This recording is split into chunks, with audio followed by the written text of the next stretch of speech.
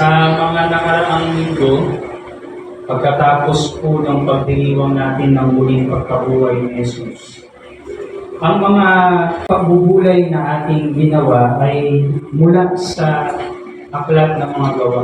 Nalaman natin na pagkatapos ng muling pagkabuhay ng ating Panginoon at kanyang pagbalik muli sa kinaroroonan ng kanyang Ama, ay isinubo naman niya ang banal na Espiritu Santo sa kanyang mga alagad. At ang banal na Espiritu, mga kapatid, ay katuparan ng pangako ng ating Panginoon bago siya lumisan sa mundong ito. Bagamat siya'y nabuhay at umakyat sa langit, ay nananatiling yung kanyang presensya sa ating kalagitnaan sa pamamagitan ng banal na Espiritu. Bagamat hindi natin siya nakikita physically, nararamdaman natin ang kanyang pagkilos.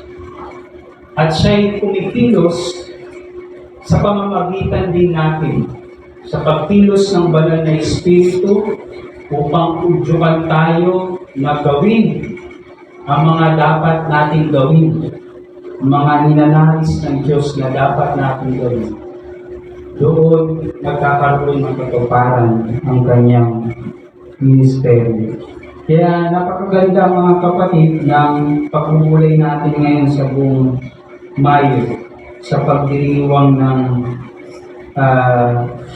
ating anniversary ng UCCP at ng Pentecost season, ay ipaalala muli sa atin na ang lahat ng ating ginagampanang ministeryo ay layunin ng Diyos.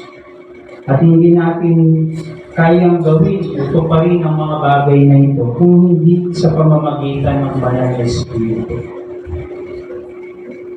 At malalaman natin na kumikilos ang banal na Espiritu sa ating kalagitnaan kung nangyayari yung mga bagay na yun na nais ng Diyos. Mababasa natin mga kapatid sa ating batayang teksto ngayong umaga, kung ating binasang teksto kanina sa mga gawa, Kabanata 10, talata 14 hanggang 4. Ang isang pangyayari kung saan bumaba yung Espiritu Santo sa lahat ng nakikinig habang nagsasalita si Pedro. Alam niyo yung unang na-experience ng mga alagad, ang pagbaba ng Espiritu Santo doon sa aklat ng mga gawa. Nung sila ay nananalangin doon sa upper room na tinatawag. Alam niyo kasi common na itsura ng bahay yun ng mga Hudyo. Meron lagi silang upper room. At doon sila nananalangin. Nung sila ay nananalangin doon, yung mga alagad ng ating Panginoon, biglang umihip ng malakas. At bumaba yung Espiritu Santo sa kanila. At nakita nila, meron silang mga dila ng apoy sa kanilang mga ulo. Dahil doon sila ay nakapagpahayag ng mabuting balita ng Panginoong Hesus sa iba't ibang lengguwahe. At yun ay namangha ang mga taong nakikinig sa kanila. Panahon ng pagdiriwang ng Pentecost nun. At maraming tao na galing sa iba't ibang panig ng daigdig ang pumunta doon sa kapistahan na yan. Nagulat sila bakit nakakapagsalita sila ng mga salita namin? May mga Hudyo naman ito. Iba ang lingwahe din, pero nakakapagsalita. Pero sa pagkakataong ito, mga kapatid, sa tekstong ating binasa, panibagong karanasan na naman ito, panibagong pangyayari. Namanghay yung mga Hudyo na kasama ni Pedro sapagkat karamihan ng mga nandoon, mga hintil. Sa paningin ng mga Hudyo, ang hintil marumi, uncircumcised, o sa Tagalog pa, supot. Ganun yung tingin nila sa mga hentil. Hindi karapat-dapat sa pag-ibig at biyaya ng Diyos. Ang tingin naman ng mga Hudyo sa kanilang sarili, sila ang the chosen ones. Sa kanila lang yung karapat-dapat na ipagkaloob ng Diyos yung biyaya. Pero nagulat yung mga Hudyo na kasama ni Pedro sa pagkakataon. Sapagkat nakita nila na bumaba yung banal na Espiritu doon sa mga taong kinikilala nilang hentil. Mga marunong, uncircumcised, hindi pinili. At dahil doon, nagsalita sila sa iba't ibang wika at nagpupuri sa Diyos. Sabi ni Pedro, tulad natin sila'y pinagkalooban din ng Espiritu Santo. Sino ang makapagpabawal na bautismuhan sila sa tubig at inuutos niyang bautismuhan sila sa pangalan ni Jesucristo? Pagkatapos, hiniling nila kay Pedro na manatili pa roon ng ilang araw upang turuan pa sila ng maraming bagay tungkol sa Panginoong Jesus. Pero sino ba itong mga hintil na ito? Yun yung dapat natin alamin, kilatisin, upang magkaroon din tayo ng malalim ng pag-unawa sa tekstong ating pinagbubulayan.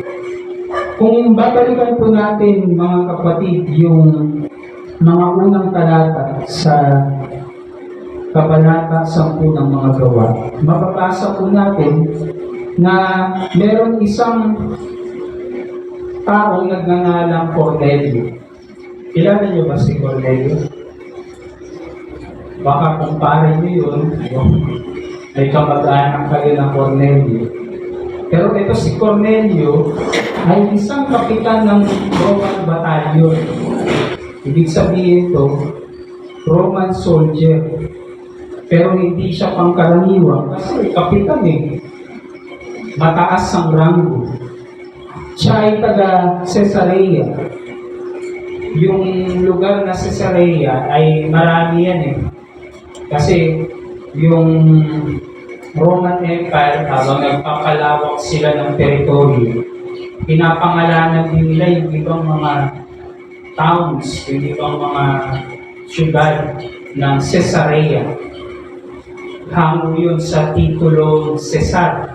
Alam niyo ba yung Cesar ay titulo, hindi siya pangalan. At sa Roman, sa mga Romano, nangangahulugan yan ng hari. Yan ang titulo ng hari sa kanila. Kaya nga meron silang Julius Caesar, Augustus Caesar. Taga Caesarea si Cornelio. Isa siyang Romano, ibig sabihin, hentil. Marumi sa paningin ng mga Hudyo, uncircumcised, hindi piniling lahi ng Diyos. Pero, ganun pa man, itong si Cornelio, sumasamba sa Diyos at may takot sa Diyos. Hinighlight yun sa mga unang talata ng mga kapatid. Gayun din daw yung kanyang buong pamilya. At matulungin din siya sa mga duka at laging nananalangin sa Diyos. Ngayon, ito si Cornelio nagkaroon ng isang pangitain kung saan nakita niyang pumapasok ang isang anghel at tinawag siya. Sabi ng anghel sa kanya, Cornelio, ano po iyon? Tanong naman niya. Yung tanong niya na may halong takot. Sinabihan siya ng anghel, nasisiyahan ang Diyos sa iyong mga dalangin at pagtulong mo sa mga kapuspalan. Ngayon, mag-utos ka ng ilang mga tauhan na pumunta sa Joppa. Yun ay malayong bayan doon sa Caesarea. Sabi niya, mag-utos ka ng ilang tauhan na pumunta sa Joppa at ipasundo mo sa kanila ang isang taong nagngangalang Simon. Kilala niyo si Simon? Madalas na ginagamit na pangalan niya pag may mga joke na kwento eh. Pero si Simon, yung mas kilala na tawag na Pedro, siya daw ay nakatira doon sa bahay ngayon ng katukayo niya na Simon din ang pangalan, na ang trabaho ay magbilad ng balat ng hayop. Siya ay nakatira sa may tabing dagat. Pagkatapos nung pangitain na yun, tinawag ni Cornelio dalawa niyang tauhan at inutusan niya na pumunta nga sa Joppa. Pero bago yun, pinento niya yung nangyari doon sa nakita niyang pangitain. At nung kinabukasan, pumunta na yung kanyang mga tauhan doon sa Joppa. Pagka malapit na doon sa Joppa, yung tauhan ni Cornelio, ito namang si Pedro ang nakakita ng isang pangitain. At ano yung pangitain na yun? Tanghaling tapat kasi noon, pag tanghali, di ba, dapat lunch time. Pero yung time na yun, kailangan mo nang manalangin ni Pedro, kaya umakit muna siya doon sa apero. Pero bigla siya nakaramdam ng gutom pagkatapos siyang manalangin. Siguro napahaba yung panalangin niya. Mga kalahating oras siguro. Nangangatog na yung kanyang turo sa kalangan. Pero hindi pa nakahanda kasi yung pagkain. Kaya naghintay pa siya. Siguro dahil sa gutom niya, biglang nagdidelirio na siya. Iba na yung kanyang pakiramdam. Kaya kung ano-ano yung nakita niya. Pero hindi lang basta kung ano-ano nakita niya. Ito ay pangitain ay binigay ng Diyos sa kanya. Meron siya nakitang pangitain. Nakita ni Pedro na nabuksan yung langit at nakita niyang bumababa sa lupa ang isang parang kumot na nakabitin doon sa apat na sulok. Kumot na naka-widespread siya. Nakabitin doon sa apat na sulok. Hindi naman siya tatakluban. Pero doon sa kumot na iyon, nakita niya, merong mga hayop. Merong iba't ibang uri ng hayop doon sa kumot na iyon. Lahat ng uri ng mga hayop, mga lumalakad, mga gumagapang. Siguro pag mga lumalakad, pwedeng apat na paa, pwedeng 2 paa, baka nga meron din 8 paa. Merong gumagapang, merong lumilipad. Tapos, may narinig siyang isang tinig, sabi sa kanya, Pedro, tumindig ka, magkatay ka, at kumain. Wala si Pedro. Sabi na, no thanks. Hindi English yun. Sabi ko, hindi ko po magagawa yan, sabi ni Pedro doon sa narinig niyo. Hindi ko po magagawa yung Panginoon. Kailan may hindi ako kumakain ng anumang marumi o hindi karapat-dapat kainin. Alam niyo sa mga Hudyo kasi meron silang mga bawal kainin. Bawal sa kanila yung mga hayop na biyak ang paa. Bawal sa kanila ang mga isda na walang kaliskis. Kaya marami sa kanila bawal kainin. Kung nakikita niya mga hayop, bawal. Siguro nag-request na lang siya, wala bang tupa? Kasi yun naman yung usual namin ginagawa. O kaya yung mga nahuli namin isda sa lawa. Pero wala eh, kaya tumanggi siya. Alam niyo, tayo lang siguro mga Pilipino ang mahilig kumain ng madumi at angel. Meron tayo di ba ang tinatawag na turo-turo pag sa mga daanan, di ba? Tawag nga natin dyan, hepaling. Di ba? Alam niyo yung pamilya kayo, hepaling? Alam niyo yung bakit hepaling? Oo, kasi yung sausawan, sinasawsawan ng paulit-ulit. At yung mga kumakain, minsan di natin alam, baka may hepa, nahahawa na rin ako. Kaya sa hepa yun eh. Pero kahit na alam ng mga Pilipino yun, hindi. Kumakain kasi pa rin sila. Masarap pa rin sila. Kahit mga unhealthy foods, yung sikat na sikat ngayon, alam niyo yun, yung Diwata Pares. Sabi doon, 100 pesos lang yung Pares Overload. Anli kanin, anli sabaw, anli taba.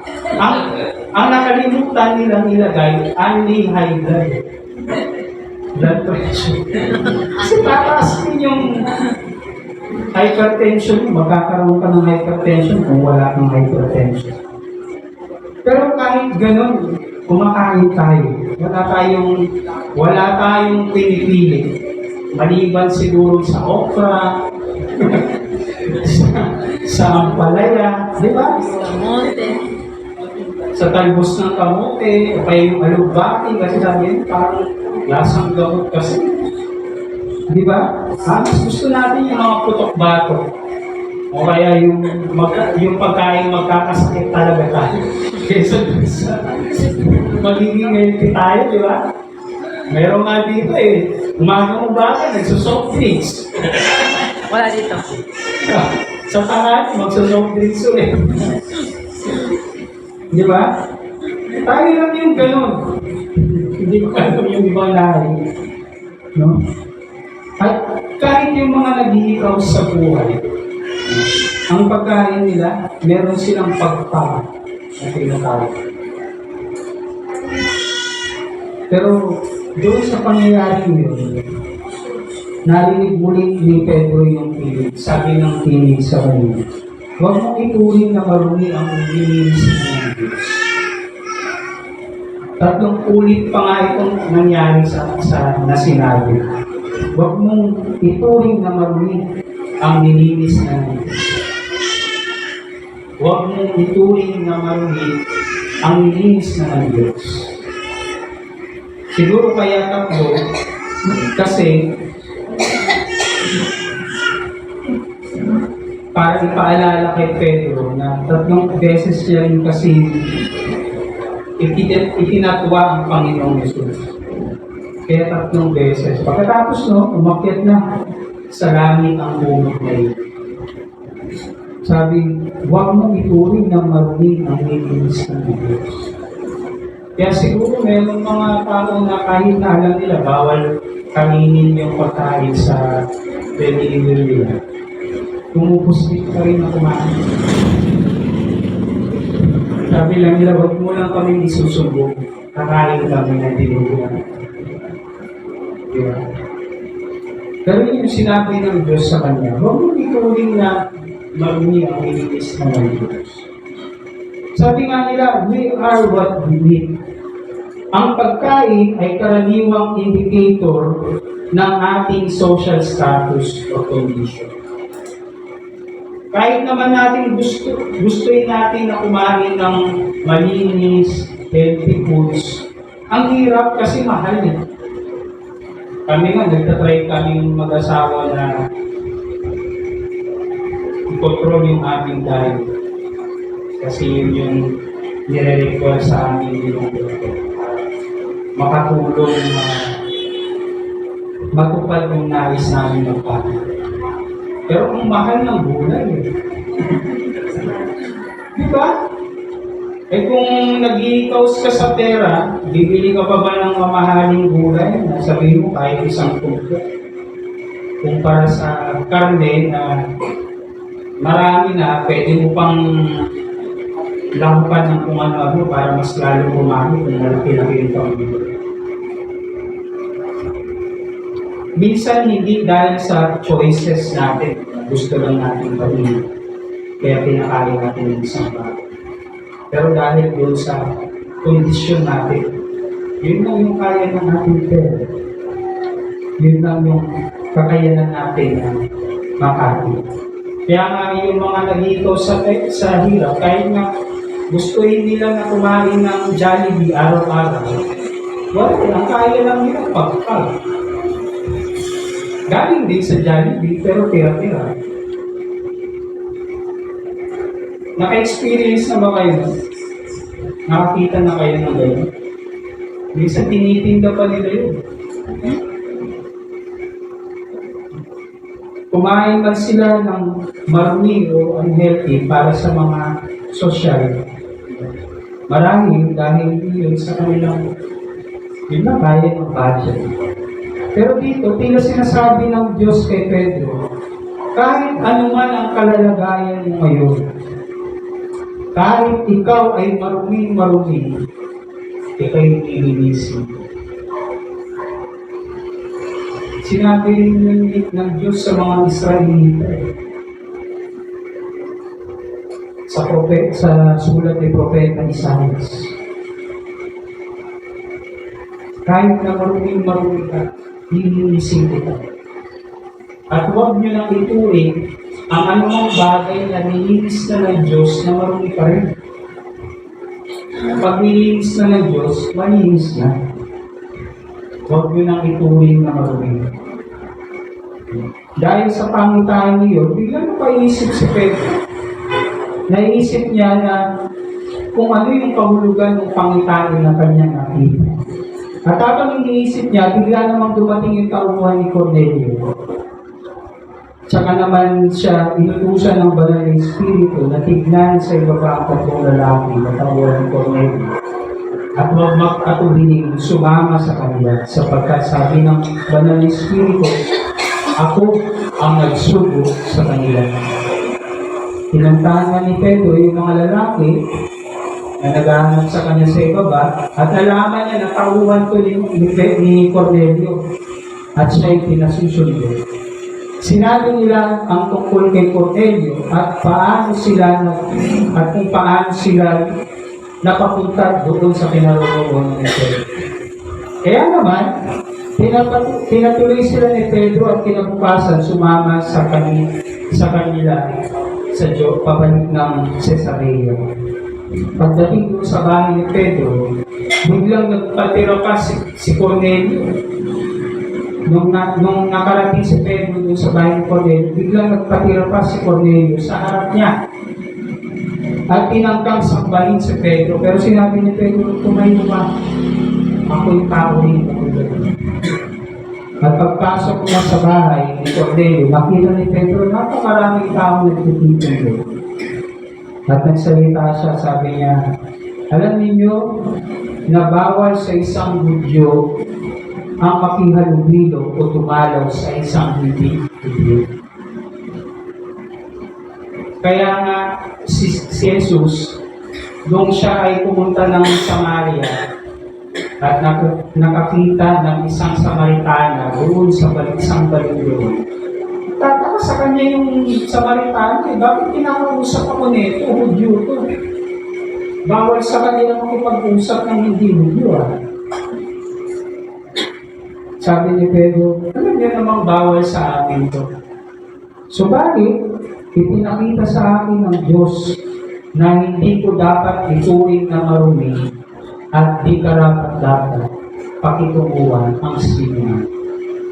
Kaya, nang ipasundo ninyo ako, hindi ako nag-atubiling sumama. Nais kong malaman kung bakit ninyo ako pinasundo.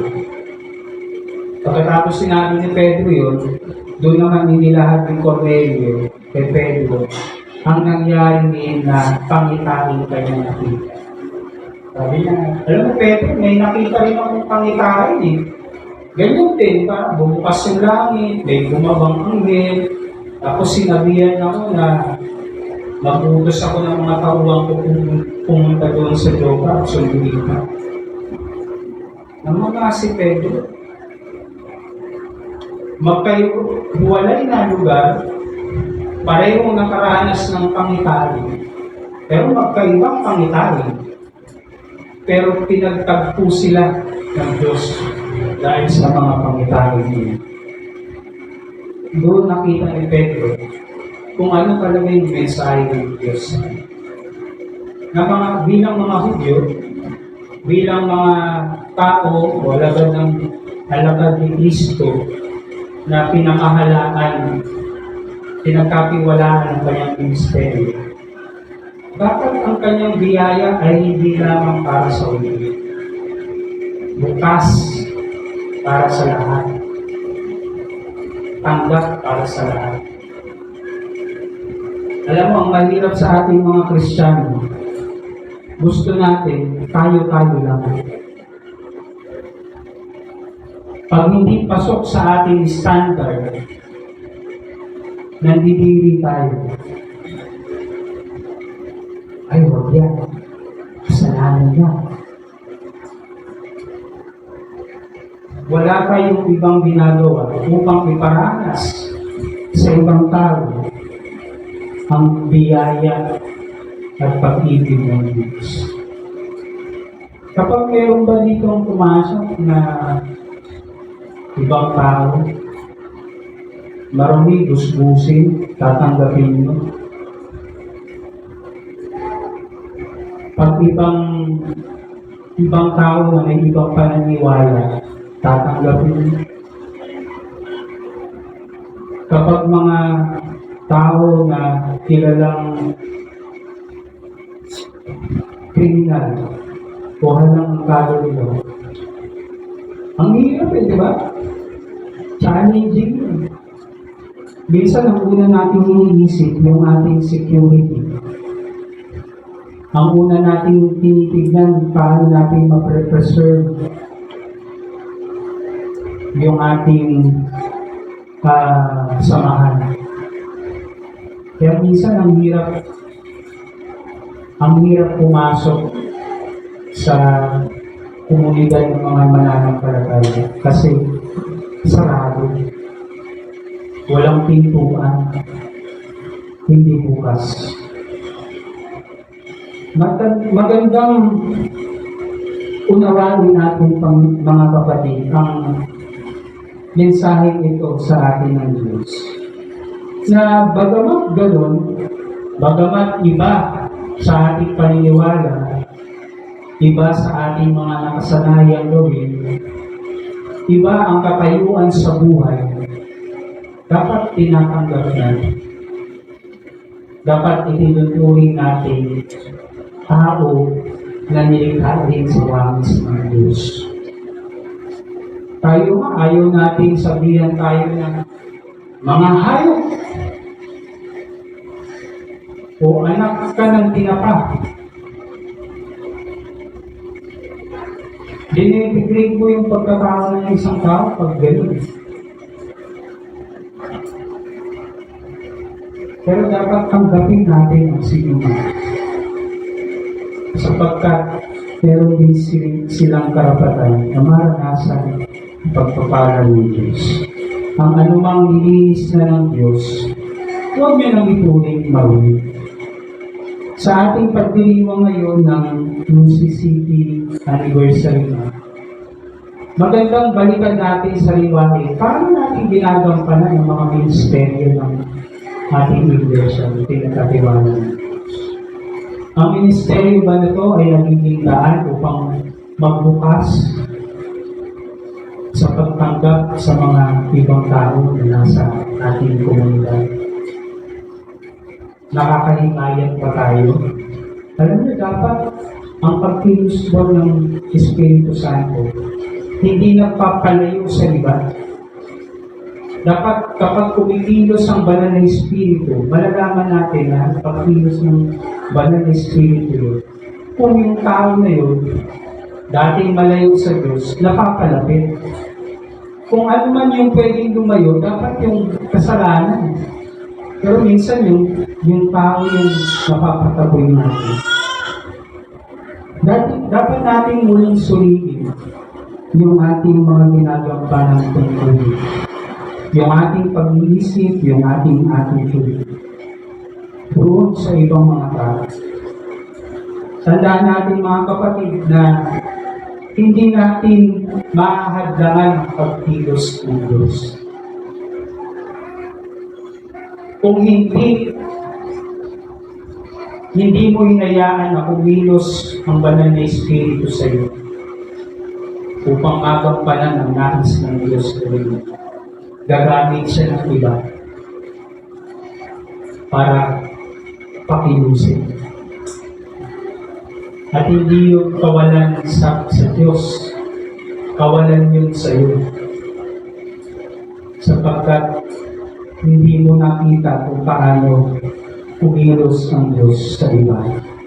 Sa kabila ng mga limitasyon ng pag-unawa ng mga tao tungkol sa Diyos, kala kasi natin minsan, alam na natin, kilala na natin ang Diyos. Pero tandaan natin, hindi natin may kakawin ang Diyos. Mangkala natin, alam na natin, baka hindi pa talaga natin alam. Ang masakit na katotohanan sa mundo, maraming mga tao, yung pang mga kukunti ang alam, sila pa yung umaasta na parang maraming alam. At yung maraming alam na, sila pa yung umaasta na parang kulang pa ang alam. Sana huwag tayo gano'n. Sana patuloy tayong maging bukas, makinig, magsuri, makipag-ugnayan. Sapagkat sa kabila ng mga limitasyon natin bilang mga tao, upang maunawaan ang Diyos ang kanyang pagkilos, hindi natin ito kayang hadlangan. Siya ay magpapakilala at mananatiling Diyos sa lahat. Kaya nawa, patuloy tayong magbukas ng ating isipan, ng ating pag-unawa, ng ating pagtanggap sa lahat ng tao. Sapagkat ang sino mang dilinis na ng Diyos, huwag na natin ituring marumi. At kung marumi man, meron siyang karapatan na maranasan ang kalinisan. Amen.